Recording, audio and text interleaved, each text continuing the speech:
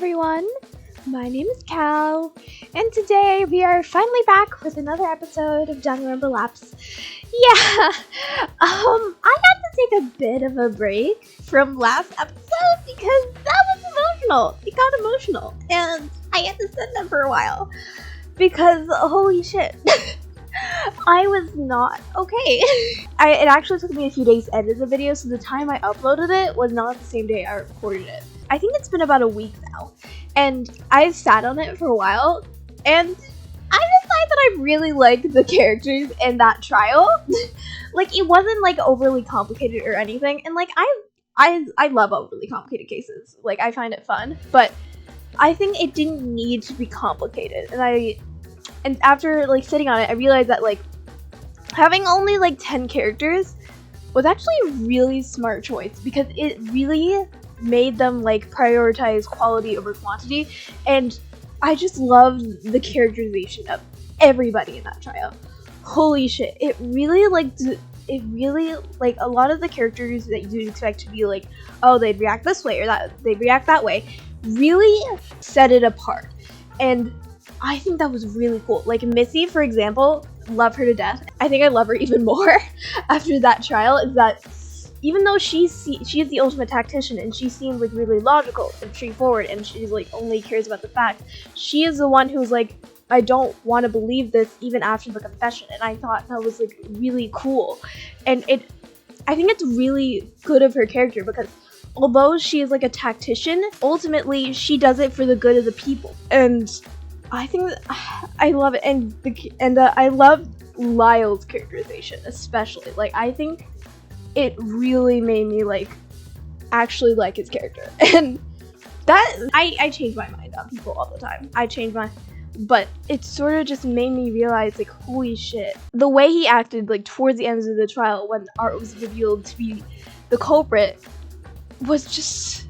Like, he's also one of those people you think would be 100% logical, but he wasn't, and that was so good of them, and I think that was amazing. And the reveal that Cyrus might not actually be on our side as he seemed was also a really good twist, and also like subverted our expectations of like who Cyrus is. And I think just the whole trial was so good. I feel like it prioritized like emotional value over like the case being overly complicated, and I think I really like that choice, and I think it's gonna be one of those cases that stick with me, like chapter 4 of danganronpa another. Here's my thoughts on the Cyrus thing, which still love him to death. I can fix him. Call me Bob the Builder, call me Fictive Felix. I know.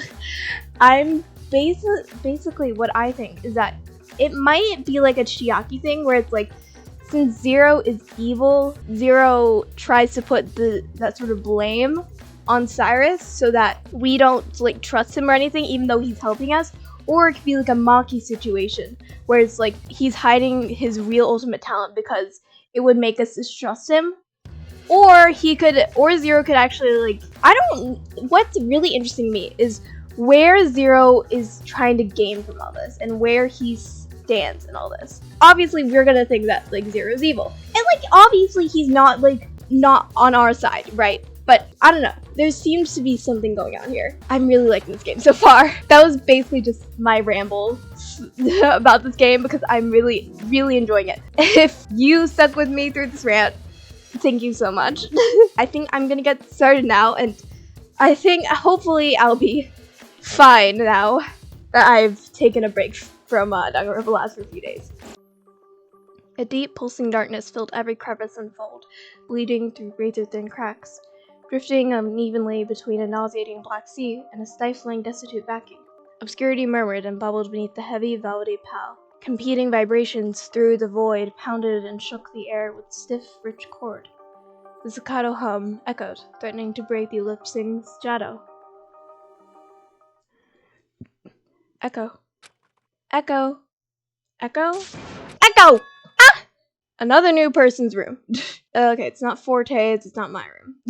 Opened my eyes and swift, sharp pain struck my face. Hey, what gives? I was sleeping! Missy, you brought me to your room!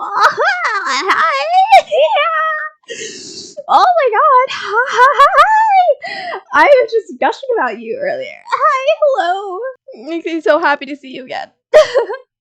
It makes me so happy to see you again. It's been a week. It's been a week. It's been a week. I miss art so much, but Missy, I'm so glad you're here.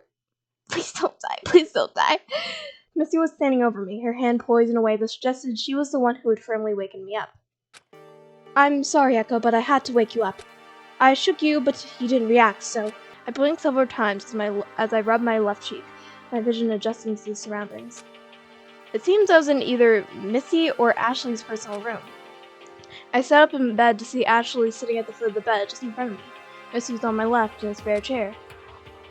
Ashley, Missy, what happened?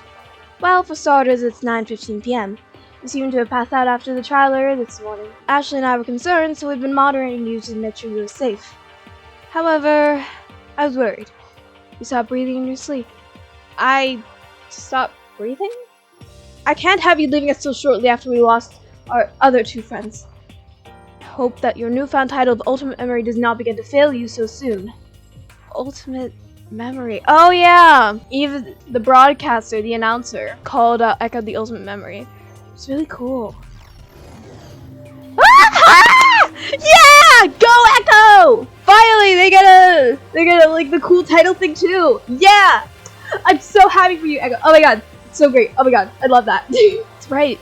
Just yesterday, I thought I was an ordinary student with no extreme talents or skills, and yet, in the courtroom, a revelation came to light, and I was given the unique title of Ultimate Memory. But whatever that entailed, I wasn't too thrilled. Because, despite that revelation, it wasn't the strangest thing to occur. Don't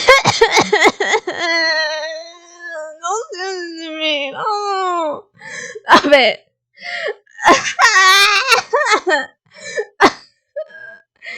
Okay, it's okay. It's okay. It's okay.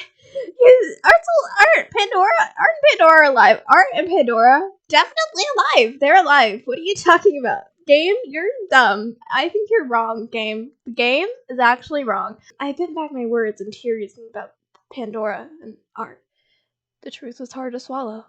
Throughout the trial, many of us struggled to find footing in discussions. None of us wanted to believe any of it. And I still don't believe any of it. Because it's not true, right? Right. The murder. And following it, execution. The three of us sat in silence, haunted by the dark happenings in the courtroom. I looked solemnly at the other two. Missy and Ashley's faces told all, a tapestry of remorse and distress. Well, what's important is that you're all right now, Echo. Yeah. Thanks, you two. I'm relieved. Ashley's voice was a whisper. First a door trap, then this. We exchanged few words, but we knew from emotion alone how heavy our hearts weighed. Missy breathed a tense sigh. Just the other day, Missy was so composed, but now... A voiceless iron curtain hung over us. There were so many things to address, but fear choked our dialogue. I looked up to meet Ashley's tearful gaze. Looking past her, I saw something bright sitting on a cabinet in the corner of a personal room. It was a helmet. Ash? What is it, Echo? That helmet over there. When we first met up, I remember you saying you didn't have any personal possessions, but... Yeah, I didn't mention it on the first date. I didn't want to talk about it then. Sorry, you don't have to. No, I think this should be brought up. Does that mean Kendall's not sussy then? Ashley's face sunk. She turned to face the cobalt blue item. I'm sure you can recall what I told you about the person this helmet belongs to. Oh, the person that Ashley had a fight with. I nodded gently, and Ashley sighed deeply. Missy was quiet, politely listening. I got in a fight with my friend, another ultimate student, Silva Prower, race car driver. That fight was about the very preservation project we're involved with now. Projects put a low whisper among ultimate students. Word was that we would be offered great state-of-the-art living and protection, seeing as our talents would be of great worldly benefit. As soon as I received my offer to join, I couldn't say no. I asked Silva if he had accepted as well, but Silva declined, wholly disagreeing with the offer vehemently. He doubted the validity of a private group that only existed in the hopeful hearsay of strangers. But what position was I to deny safety when it had been offered so graciously? With our differing opinions on the matter coming to a clash, he eventually gave up with me entirely. Yet, against his wishes, I made attempts to get his name in. And look where we are now. Ash began to tear up and buried her head in her hands. Such an idiot! Her voice trembled. Ashley, you're not an idiot for caring about a friend's well-being. I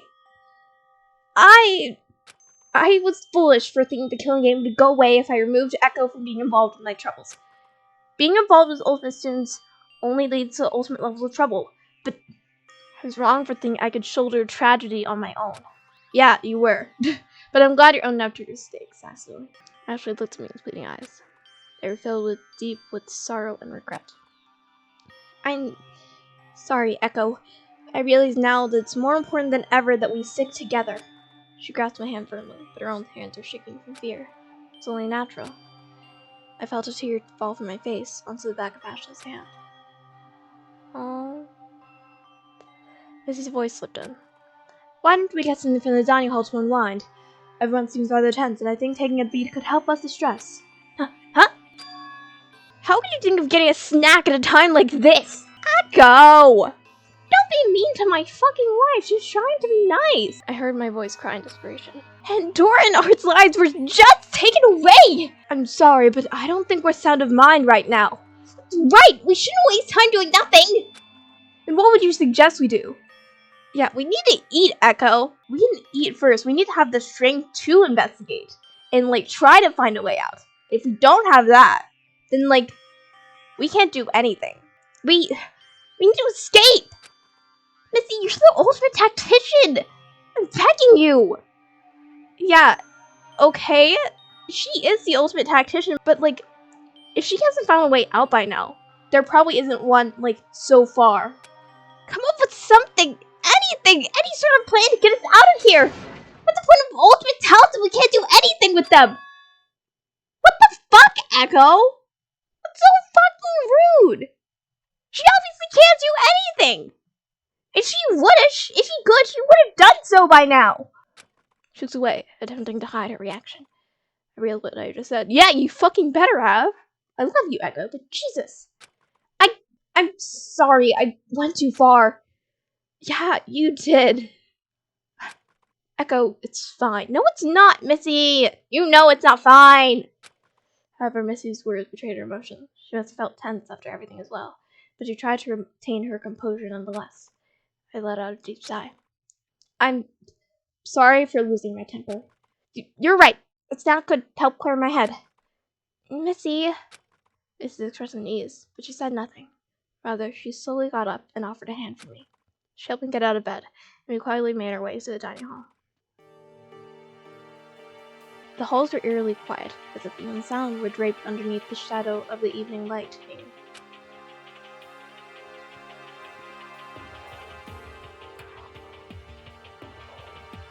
In the dining hall, we saw Forte, sitting in his lonesome. Aw, Forte. I'll sit with you. Evening, folks. Forte's voice was a little mumble, his posture still. He sat with his hands clasped on the table, pressing his for the dining table centerpiece. Pandora's basket of pastries.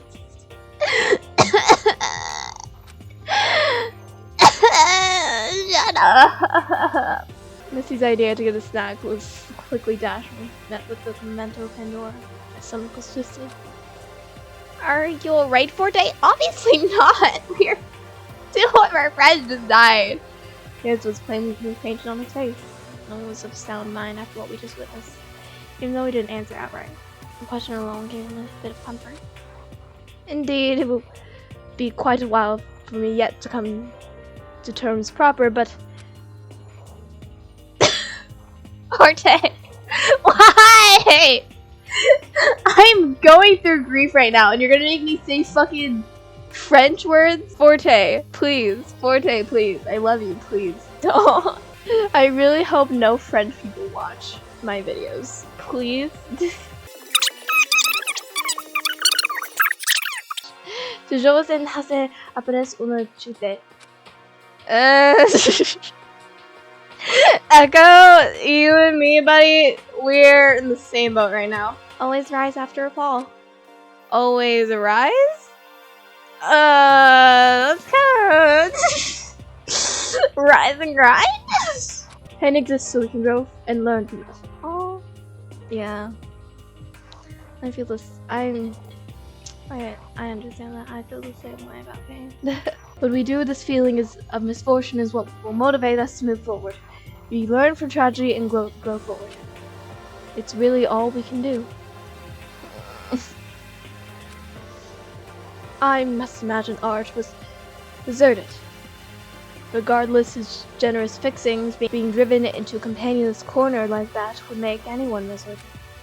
Being here now with our friends Missy and Ashley as well as the others should teach us that we have friends all around us who feel anguish without one another. Alas, it's hard to think clearly when your mind has been clouded by despair. I feel terrible for art. Swirling and desolate emotions pushed too far. Oh, man! Fucking Lyle! Oh. I really hope Lyle's okay. He's definitely not, but like, I hope he's gonna be okay eventually. Fuck, dude, I really just... After seeing him act, like, so high and mighty, and, like, after I bitched him so much, and, like, after seeing how he acted, like, towards the end of the trial, I don't think I could, like, see the aftermath without, like, crying. Cause, fuck, dude. He clearly, like, loved him. They like, clearly loved each other, and it was just so fucked up, man. So fucked up. I wish to make it known that I care for you all deeply. Oh, I care for all of you deeply too. Especially you, Forte, and Missy, and Cyrus, even though he's not here. He's probably figured out how to, like, kill us all. But, you know, it's fine. You know, I forgive him. Forte's melancholic voice stung my heart. Aww. Missy and Ashley themselves had a wistful look in their eyes as they nodded in assent. We hardly knew each other, but I could feel the bond of our adversary bringing us together closer. Our camaraderie knit together by taut strings of fear. Trauma bonding! If I may, as a precaution, I suggest no one travel alone. It's too dangerous to be without a witness in the event something were to happen. It's not a thought I wish to entertain, but such steps may be necessary if we're going to be at the forefront of the killing game's unpredictability. I agree. And not only that, Cyrus' intense behavior could pose a potential problem. Huh? What happened to Cyrus? Did he go feral? Can he go wild on me? Okay. Okay. Well, what happened? After the trial, you recall what Zero said, correct? Yeah? Cyrus Cirque. Someone to be wary of. Yeah. Ultimate charisma. It's a terrible cover talent. Well, I fell for him at first sight, so I think it's a great cover talent. After you collapsed, he started acting suspiciously. Ooh. I remember this right. It's kind of hot. You know, I wasn't gonna say it because I was grieving at the time, but I still am, but seems I've garnered some distrust among you all, no thanks to that lousy Zero.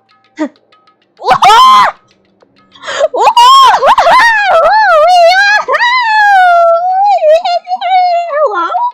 Hi? Yes, please. Yes. Hi, please. Yes. You know, I might be something of a villain myself, you know? I might be something, I might be, you know, in so many ways to be wicked.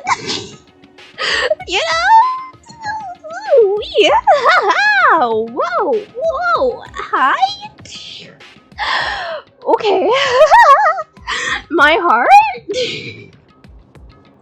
I don't think that's suspicious at all, guys. I think you're all... I think I can have him. I'll take him if you guys don't want him. You know. Cyrus, what is Zero talking about, you sussy baka? It's no use in hiding it. I think a reintroduction is only appropriate. Cyrus Cirque, ultimate confidential informant for the preservation project. Ooh! Whoa! Would that mean the Preservation Project is truly like a bad organization? Or like they don't have good intentions? And like but what would Zero's purpose be? I'm really wondering what side both of them are on. Jeez. You're with the Preservation Project? Of course, I rallied you all here after all. Oh. So what's the facade? You're this game too, after all. Do you think you can keep up the niceties all the way through? Not for me to know.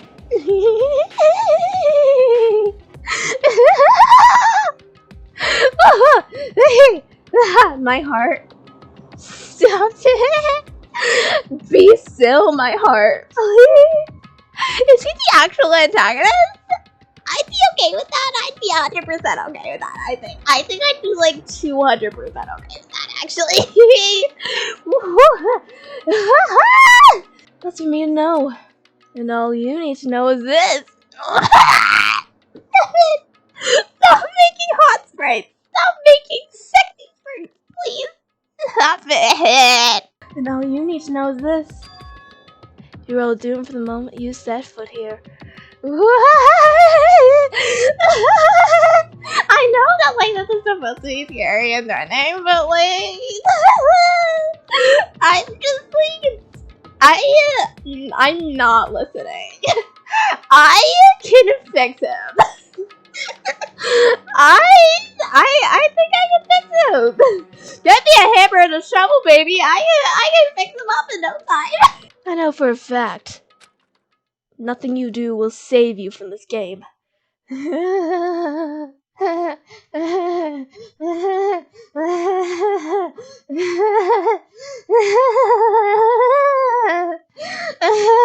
will save you from falling into your heart. Look, you were hot before, but now I'm just like down bad. Down horrendous. I'm dying.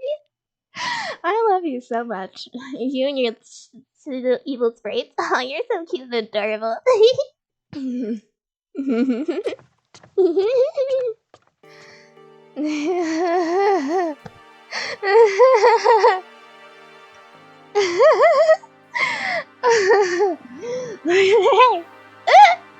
Oh my goodness. I wonder what Maddie thinks. And then he crept out of the room, leaving us all confused to stay laced. After that, Missy and I rushed you to my room so you could get your rest. Say and Kenon have been unresponsive all evening. I know how Lyle is faring, but he is likely in a similar despondent shape. Yeah! Yeah, I was like that for a week. You know, if Lyle just stays in his room for the rest of the 7 days, I think we'll all be fine. I think we'll be great. Because that's what I did. They retired to their rooms as far as I know. However, if anyone would like to explore, find a partner to keep yourself safe. I cannot guarantee everyone's safety, nor can I force everyone to follow my lead, but I hope you know I wish for everyone's safety. Missy was strained. She wished to protect everyone, but it was difficult since none of us knew what could happen next. I'm awfully curious about something, though. As we were returning to the foyer for the courtroom, I noticed there was a button for the 3rd floor lit in the elevator. Ooh, we got the 3rd floor! 3rd floor? I saw that too! Missy, do you want to investigate the 3rd floor? It's late, but I did want to make a brief round to see what's in store for us. I'll come with you. Echo, did you want to go back to your room for some proper rest? I imagine you've been quite fatigued lately. I mean, I just rest, so, I mean, had some horrible dreams, but, you know, I'll be fine. That's really not. I don't want to leave Ashley. Come on, stay with me, Bessie. No, it's fine. I'll come with you. I feel kind of restless anyway. Walking around could help. Okay, but don't split yourself, alright? I nodded slowly. If you folks are going to explore, would you mind seeing me off to my living quarters? Missy and Ashley obliged, and we all left the dining hall. Well, we're all going on a date. I like Ashley platonically, but you know, we'll see. In the foyer, we saw Forte off as he retired for the night in his personal room. Entering the elevator again, we traveled to the 3rd floor that had recently opened up. After a low rumbling, the elevator stopped, revealing a new area. Ooh, this is pretty. I like the ceiling decor. The like carving or something? I don't know. A digital kiosk was just outside the elevator, displaying a map of the grounds as we approached. Ooh, we got casino, smokehouse lounge, garage, art gallery. Art gallery. It's just pictures of art, and it's made to make me hate everything. The third floor landing hall led towards a single main hall that split into 4 rooms, 2 on each side. Living quarters. There are more living quarters? 4 new activity amenities are available to us. On the left, there's a smoke lounge connected to a casino. On the right is an art gallery connected to a garage. But of course, they're closed to us from 9 a.m. to 7 p.m. However, Missy's voice trailed off. I followed her gaze into the smaller hallways that surrounded the perimeter of the main activity rooms. Familiar doors dotted the hallway. An unknown school emblem decorated the door. Missy's eyes were transfixed on one. That's... And Ashley herself looking at another door that bore a similar emblem on it that I had seen on the race car helmet earlier. Oh. Huh?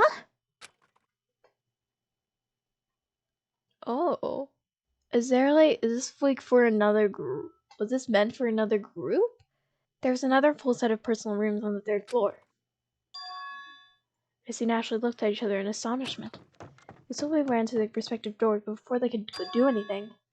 I see you've met the rest of your classmates.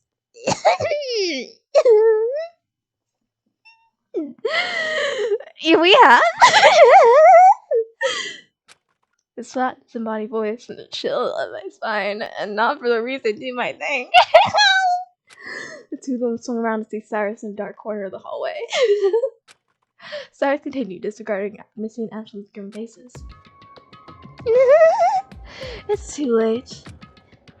Sylvan, darling, they're out of the picture. Ooh.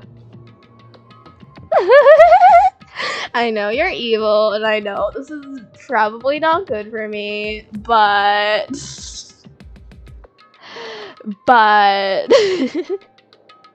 look at you, you're so pretty and evil. Ashley and Missy reacted to the respective names. I remember Ashley telling me about Silva, so the other unknown was in relation to Missy. The atmosphere was suddenly heavy with paralyzing glares sent in every which way. Oh, why do you know this? What exactly do you plan to do with these threats? He shrugged indifferently, unconcerned with answering the question and tossed his way. Cyrus, who are you? I'm the Preservation Project informant. I was chosen to handpick the class that appears in this game.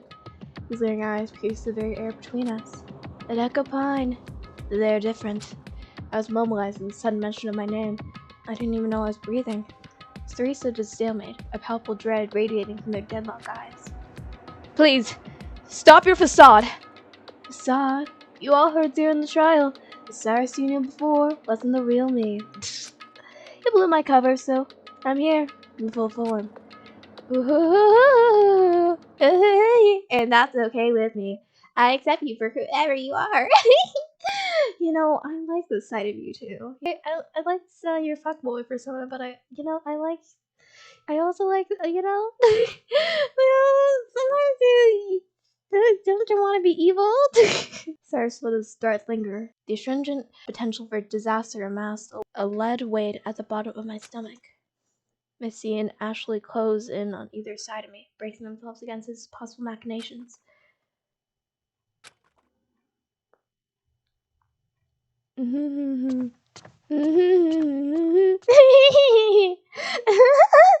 just sucked away. Cyrus' husky low laugh, melting into the darkness. He's melting into my body. I got my tactician wife, my evil husband, and I got my opera trophy husband. I was dizzy with fear, but Missy's firm voice kept me grounded. Hurry, let's return to the living quarters. She grabbed my hand, leading me through the dark toward the elevator that was some way behind us. We hustled into the elevator and rode back into the main foyer.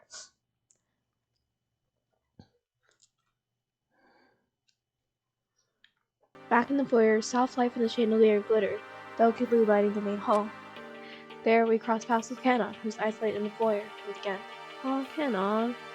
Are you okay? I mean, you're probably not, because, death game and shit, but I don't think she's obsessed to me anymore because, you know, Ashley had something in her room, so she might not be a traitor, but I don't know yet. She just said that she's always in the wrong place at the right time, so, there we cross paths with Canon, who's isolated in the foyer once again. Canon? Ashley's voice was a whisper that didn't seem to reach Canon's ears. Aww. He slowly approached her and saw her cold expression, but her face gave off a different demeanor somehow. Rather than the icy gaze, we met with a stony, soulless stare. Canon, are you alright? I saw her come to, her eyes softened as she turned towards us. Oh. She murmured a quiet affirmation. The cold exterior melted into a brief moment of vulnerability. Then, my curiosity got the better of me, capitalizing on the brevity of silence. Canon, I have to know. Why did you run away when I collapsed from execution? It's only natural to feel fear when you see someone get hurt. Huh? I was frightened. It's odd. I wanted to leave this mansion as soon as I woke up, but something stopped me. She gripped the Instagram as she hung on a short wrist strap. When I broke up in my personal room with only this camera in my possession, I couldn't help but feel unnerved. So I was in the foyer wanting to leave, but unable to due to a serious bad feeling. And as it turned out, that feeling was right. After I saw you scream and collapse, my suspicions were confirmed, but I didn't know what to do. I waited for anyone to come to see you so they could handle it. Forte. You know what happens from there. Oh. I left someone else to help you because I didn't want to deal with that event. Her face was no less intelligible than before. Her voice was shaking. She was just as scared, if not more, than I was. She desperately wanted to protect herself from being the one who would point out the culprit as long as possible, knowing she could delay the inevitable revelation. Canon sighed heavily. Excuse me, I'm going to bed. Canon briskly walked toward the living quarters. Gracie and Ashley gave Canon a soft goodnight each as they retired for the night. With nothing left to do in the dark of the night, we followed suit to our individual rooms. Ashley stopped me for a moment in the living quarters hall. Echo, let's take care of each other. Yeah? Yay, I'm so glad that Echo and Ashley made up. Of course. That doesn't need saying.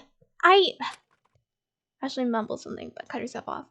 It said she just gave me a hug. I closed my eyes and allowed myself to be swallowed in the comfort of her embrace. Good night, Echo. Good night, Ash. Aw. They're back to saying, Ash instead of Ashley. Entering my personal room, I felt more alienated. Personal room. The comfort and luxury must have been fabricated, creating a false sense of comfort. Behind that sense of comfort, a facade of terror and malice was hiding, a killing game with no remorse for the participants. I shook the nerves out and collapsed on the bed. I wanted to go to bed for a long time. Exhaustion overcame me, and that the day would come to pass.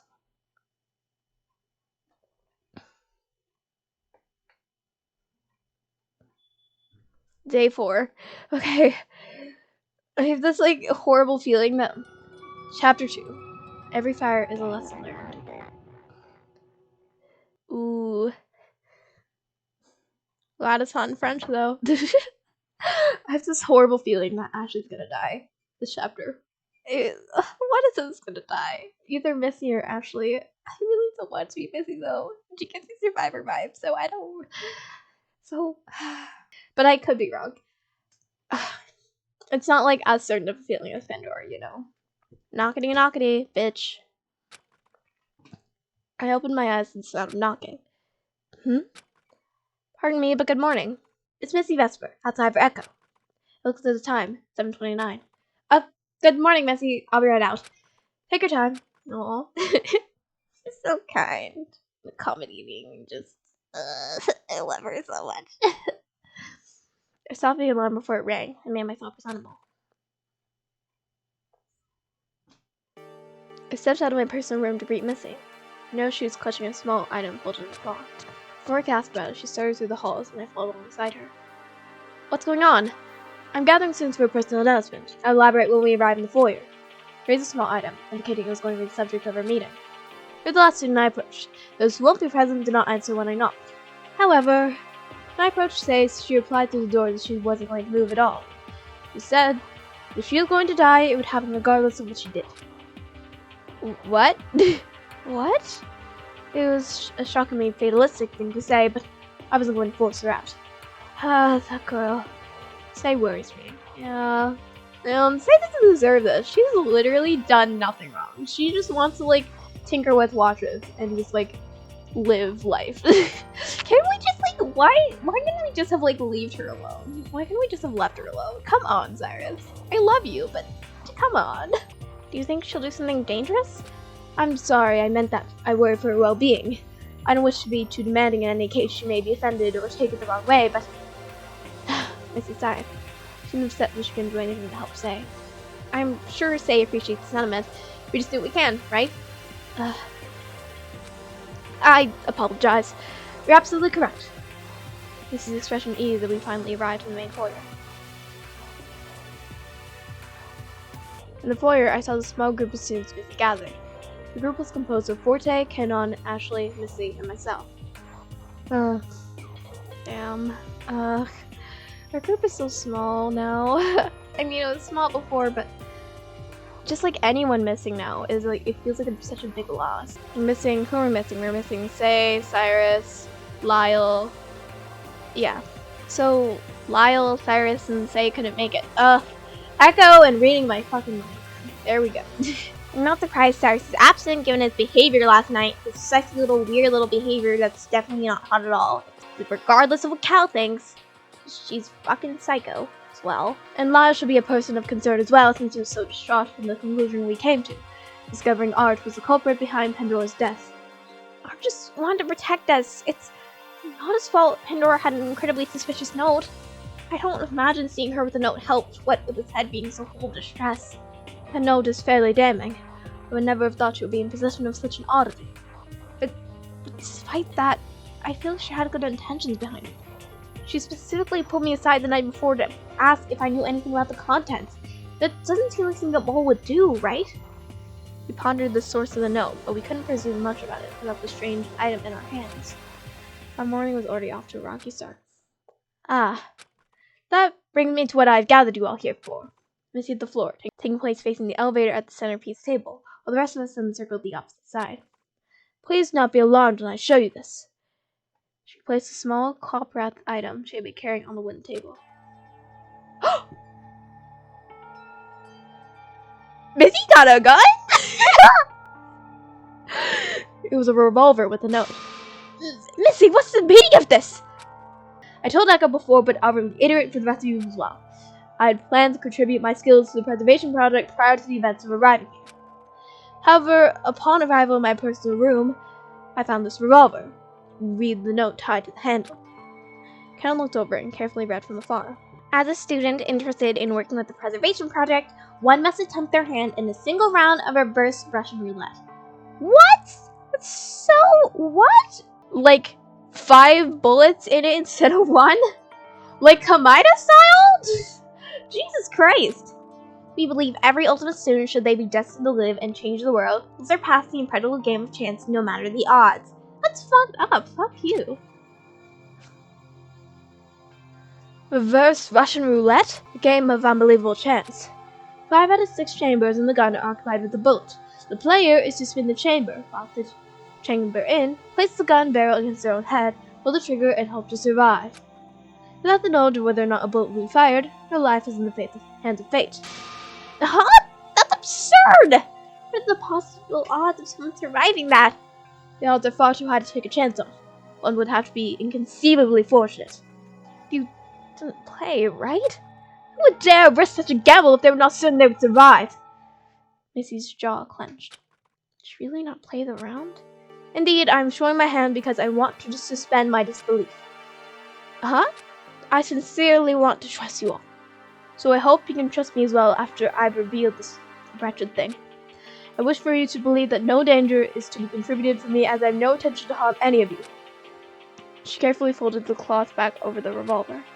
Have any of you heard of a concept called the Stockdale Paradox? Ooh, you're talking about the paradox? Oh my god, I'm at a phase where I was really obsessed with paradoxes.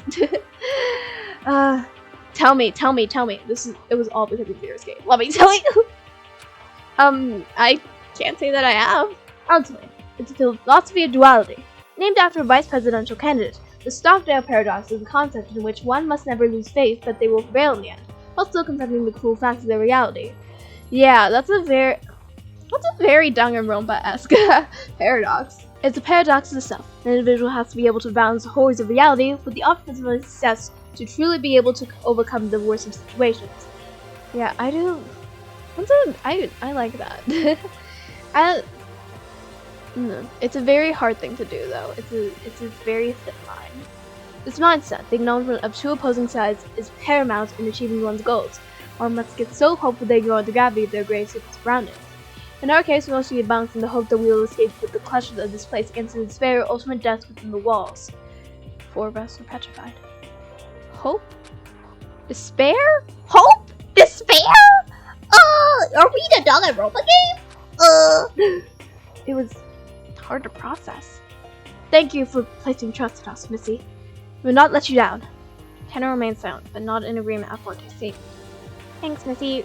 You're risking a lot, but if none of us plan to kill, then there really shouldn't be anything to worry about. Of course there shouldn't be anything to worry about. We're all reasonable people, but fear is a powerful tool. By showing you the side and telling you my intentions, I hope to dispel any fear among us. Among us? I see. Thank you for your cooperation and understanding. So, are we gonna keep it with Missy, or are we... Please don't tell me we're gonna keep the gun with Missy. Can we, like... Is there, like, a safe or anything? Or, like, can we, like, throw it out? Or, like... Because, like, I feel like if she has it in her possession, then, like, if somebody comes in a room with the intent to kill, then, like, they could, like, grab the gun and kill her with it. You know? Because, like, I don't imagine Missy's gonna be killed. I couldn't believe how bold Missy was being, but it showed how trustworthy she is, and I think I love that for her. She's so, like, no, I think that's, like, a very smart thing to do, because, like, obviously, if you like, keep it, then, like, you're gonna, like, and, like, people find out that you have it, like, people are gonna suspicious of you, but, like, by revealing it, it helps people trust you, and, like, even if it, like, gives you distrust now, it'll help you later down the line, you know, for, like, you know, and I think it's really smart, and I love her because she's so smart and so wonderful. I love you, Missy. My intelligent wife. She could have easily left the gun in a room out of sight, essentially out of our realm of existence where no one could cause harm with it. But she was venturing with high hopes that her group truly had no ill will. Everyone agreed. No one would dare fire a gun. Even so, in a game of killing, a weapon presented itself seemingly out of nowhere. Or so, it seemed like some seamster left some sort of item in their rooms upon waking up. First, Kenna remarking upon her camera, then Ashley having Sylva's racing helmet, and finally Misty with a revolver. But I also recall Forte having something that was seemingly out of place in the mansion. Oh, was it the thing he was reading? When he took care of me, I was shocked that he had sheet music. How could I forget? How could I forget the moment I fell in love? That's right. He was leaping through some sheet music. I wonder, what's the meaning of this? Ooh! As they pondered the strange trend, the glass shattering filled the room. What the fuck is going on? Our group glanced at each other for a moment before running off to the source of the sound. Oh fuck, oh fuck, oh fuck, oh fuck. Through the dining hall into the kitchen, the sound persisted louder and louder. There we found— Oh!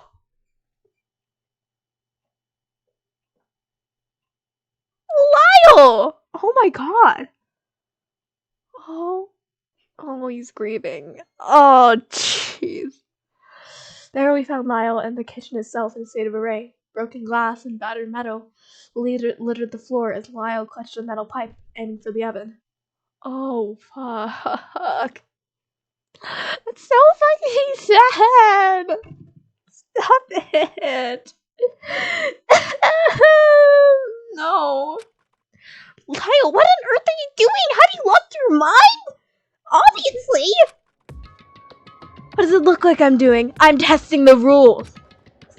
The rules say we're not to damage any major assets, yet here I am breaking everything. And so far, nothing has happened. You understand? The rules aren't enforced. Art wouldn't have had to kill Pandora. He wouldn't have had to die by her fault.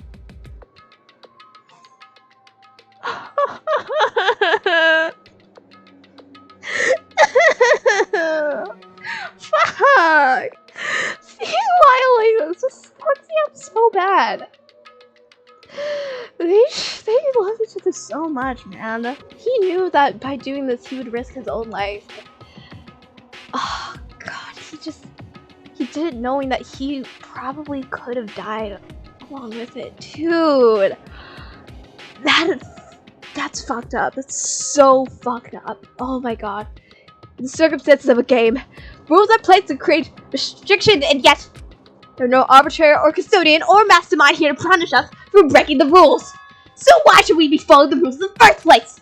We thought our lives were threatened since we were trapped by the electric door. Did that even actually happen? What do you mean? Of course that happened. Why would I lie about something like that? People are only inflicted by it. For all I know, Echo, you're the mastermind behind this. Bro, did you see Cyrus yesterday? What? You collapsed, and Forte and his good-natured heart came running to your aid. That collapse could have been entirely fake. Because of that, we are simply trapped by our own fears. Be that as it may, the fact remains that the door was armed and is currently barricaded. There can't be no reason for that. Despite Forte's observation, Lyle ignored him. He was completely absorbed in his thoughts. Art didn't have to die. He didn't have to die. He didn't have to die! Muttering to himself, his grip tightened on the pipe. Lyle's eyes gleamed with intent. His enraged eyes locked onto mine as he dropped the pipe. The metal crushing the glass, debris, and dust. Not going to die. Not after him!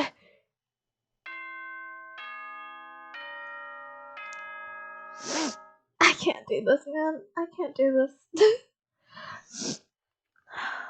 Fuck. Jesus Christ. Oh, man.